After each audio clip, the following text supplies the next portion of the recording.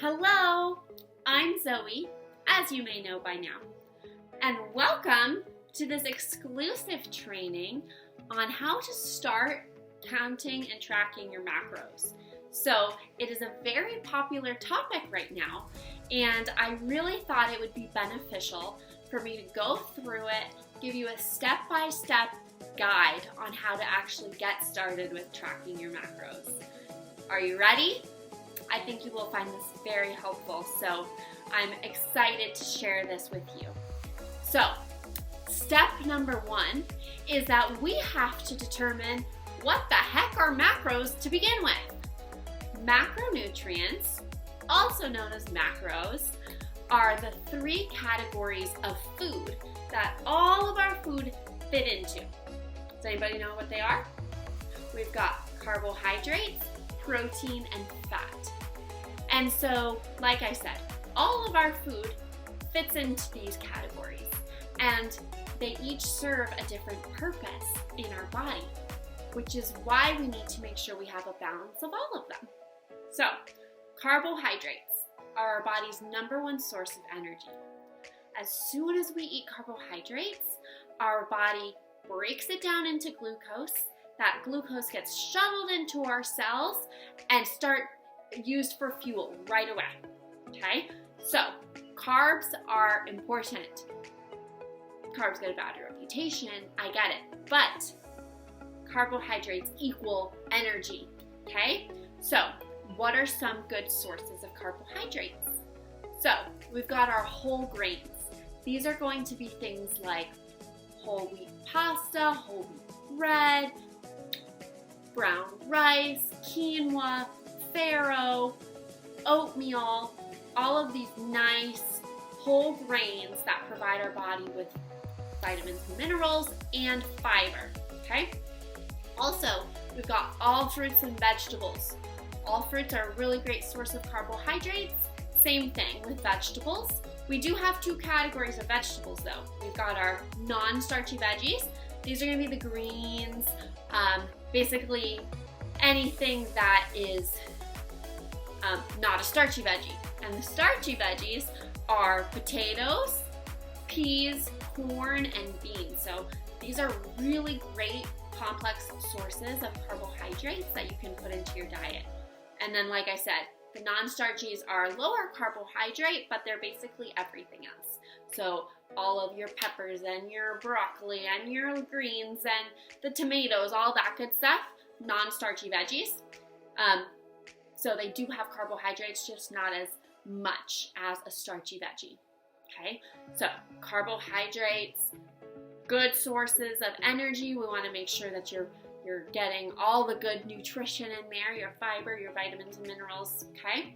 Other sources of carbohydrates are sugar. So the things that you think of as being sugary, or desserts, or sweetened with sugar, kind of those more processed carbohydrate sources, they're carbohydrates too, so they fit in also, okay? So that's gonna be your cookies, your bread, your ice cream, your pizza, your pretzels, those sorts of things, okay? So those are your carbohydrates, okay? Got that taken care of. Now, protein. We generally associate protein with muscle, right? And that's not wrong. Protein is important for all tissue in our body. Our skin, our nails, our hair, our blood, basically all functions require amino acids. And amino acids are the building blocks of protein, okay?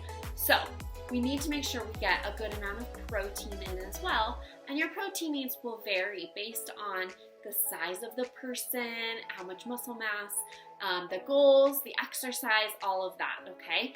But everybody needs enough protein anyway. All right, so that's protein. What are some good sources of protein? You want to help me rattle them off? We've got our lean meats, poultry like chicken and turkey, our fish and seafood. We've got eggs, and low-fat dairy like Greek yogurt, skim milk. Those things are really good sources of protein. Also has some carbohydrates in there.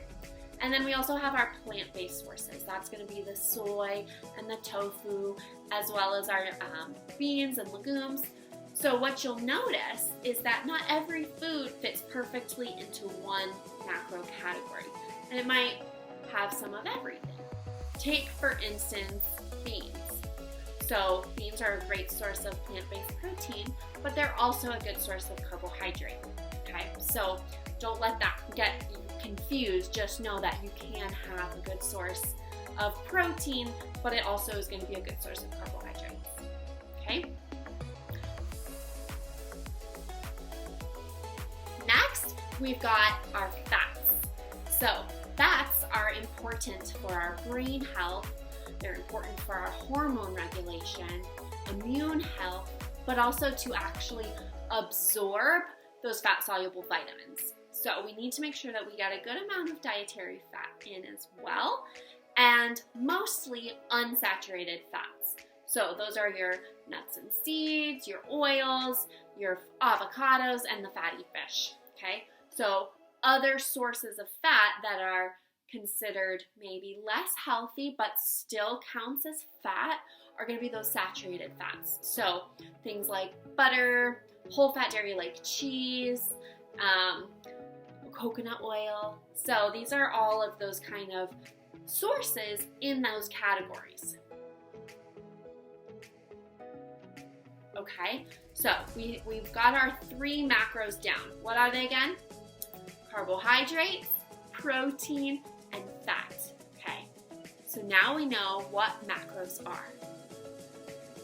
Next, what you have to do is figure out what phone application you want to utilize.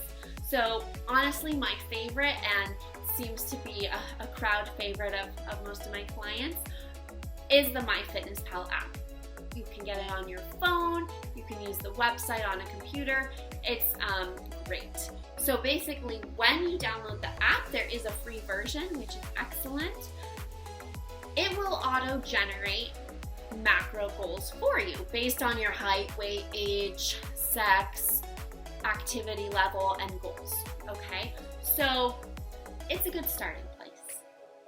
It's not, the best or the most perfect capture of the entire individual, because that's really what a dietitian can help you do, is look at the whole picture and really hone in those macro goals. But if you're just getting started and you want the free version, it works. It's a great spot to start, okay? So you're going to download MyFitnessPal or something similar, a macro tracking app, and then you're going to get your goals in there, your calories, your fat, your protein, and your carbs, and then you're going to start tracking your food. And so basically you want to make sure you track all of your food, all of your beverages, all of your condiments, everything, okay? So yes, it feels a little time consuming at first, but once you get in the habit of it, it actually goes quite quickly. And what's great about the MyFitnessPal app is when you kind of have similar or consistent foods that you eat at each meal, you can just kind of tap, tap, tap, and it goes in very quickly. Okay, so that's great, because you do want to be as accurate as possible. So if I'm going to put in there what I had for breakfast this morning, right? You need to do each component. So that's how you do that. What will you even need to do this? So like I said, we want to be kind of accurate, right? So we're going to need a couple things to make sure that you get the most accurate representation of what you're consuming. So you'll need measuring cups, measuring spoons, and probably a food scale. Now, you don't need a food scale, but it does make it easier to have the most accurate representation of what you're actually consuming, all right? So, what will you use the measuring spoons for? Measuring out how much you're eating and being able to capture that in your food log. So, you can eyeball it, but you're not going to kind of yield the most you're not going to yield the best results and the most specific when we're eyeballing. So that's why measuring is really important. And let's say you're cooking and you just do a little drizzle of olive oil in the pan. Well, who knows how much that actually is? So by measuring out a tablespoon and measuring it and then logging it like that, you'll know exactly what went in there, okay? So the food scale is helpful when you are doing protein sources. It's helpful when you're doing, anything really, because you can change it between ounces or grams or whatever is the best unit of measure for you. But it also makes it that much more accurate when you're logging your food, okay? So you're gonna log your food all day and try to hit those goals that you put into either the macro calculator in the MyFitnessPal calculated for you, or what I gave you, or whoever gave you your macros. That's the number that you're gonna try to stick at, okay? So at the end of the day, you wanna take a look and see where you were at, okay? So another really important thing is that you definitely need to log all of your drinks, all of your condiments, every little bite of your husband's French fries, every little last bit of food that you ate off your kid's plate. It all has to be tracked. And so, because those things add up. And if we really want to get you the best results and you want to put your all into it, we need to make sure we're doing that, okay? So what I was gonna say was about the drinks. So we really it's best to not have a lot of your calories coming from beverages. I personally would rather have to chew and swallow and digest and feel nice and full and satisfied after, consuming calories, versus maybe, it's, let's use one of those Starbucks Frappuccino in the glass bottle you buy at the convenience store. Well, that thing could have like 300 calories in there. And if you have that, that's perfectly fine. You have to make sure you log it, okay? Because that's going to add up. Got it? Awesome. Okay, so the last point is that I really want to emphasize how important it is that you try to be consistent. So you've heard the term consistency is key. Consistency with hitting your numbers within a threshold, so maybe it's 10 or 5% within your goals, is going to yield much better results than hitting it perfect, 100,000, no, not 100,000, 1,000 calories over, 500 calories under, 700 calories over, 1,000 calories under. So whatever sporadic, macros you're consuming, it's not going to help you get where you want to be as fast as if you were like 100 over, 200 under, 100 over, 100 under, hit it, 200 over. You can see what I mean? You just are within that little threshold, and that consistency is going to be so much better and so much more beneficial for you in the long term than getting caught up and hitting it perfectly, and then getting way off multiple days, okay? Does that make sense? So we went over our macros. We figured out that you are going to find an app to track your food intake in that will give you goals, or if we work together, I will give you macro goals. And then what you will need your measuring spoons, your measuring cups, maybe a food scale. And we want to make sure that you're logging all of the food that you eat, all of the drinks that you drink, all of the condiments you squirt on your foods. Everything has to be tracked. And it's better to be consistently within a threshold versus sporadically all over the place. Okay? So those were 5 steps to get started with tracking your macros.